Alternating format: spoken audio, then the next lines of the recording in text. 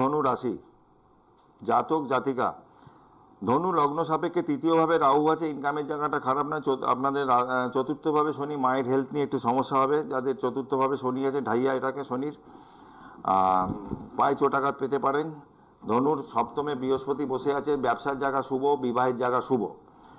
সপ্তমে বসে 7, 8, 9, 10, 11 একাদশভাবে দৃষ্টি দিচ্ছে, আবার আপনাদের রাশিতেও দৃষ্টি দিচ্ছে বা লগ্নেও দৃষ্টি দিচ্ছে, আবার তৃতীয় দৃষ্টি দিচ্ছে। নতুন যোগাযোগ, কাজের ক্ষেত্রে নতুন যোগাযোগ, বিবাহের যোগাযোগ, ব্যবসা ভালো হওয়া।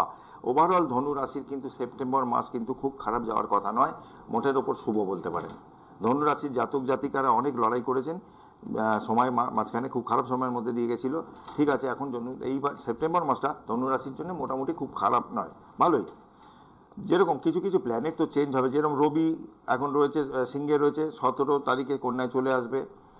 বুধ রয়েছে আপনার এখন এই মুহূর্তে কর্কটের ঘরে, সেই বুধ 31 তারিখ সিংহে ঢুকবে, আবার সেই বুধই 15 তারিখ কন্যায় যাবে। অনেকগুলো গোচরে ঘর এদিক ওদিক হবে, শুভ অশুভ দুরকম ফলাফলই আসবে। তবে ওভারঅল ধনু লগ্নের জাতক জাতিকাদের অত টেনশন করার কিছু নেই। একটু স্নানের সময় একটু পারলে এই সকালে ঘুম থেকে উঠে কাঁচা হলুদ একটু চিবিয়ে খেয়ে নেবেন। আর স্নানের সময় একটু সূর্য প্রণাম, যেমন তামার ঘটিতে হলুদ গোলা জল নিয়ে সূর্য প্রণাম করুন, তুলসী গাছে দিন, বা আপনার বাড়িতে বট গাছ অশ্বত্থ গাছ থাকলে তাতে দিন। ওং নমো দুর্গে দুর্গে রক্ষণী রক্ষণী স্বাহা, এগুলো করুন, ভালো থাকবেন। ধনু রাশির জন্য ওভারঅল সেপ্টেম্বর মাস ভালো।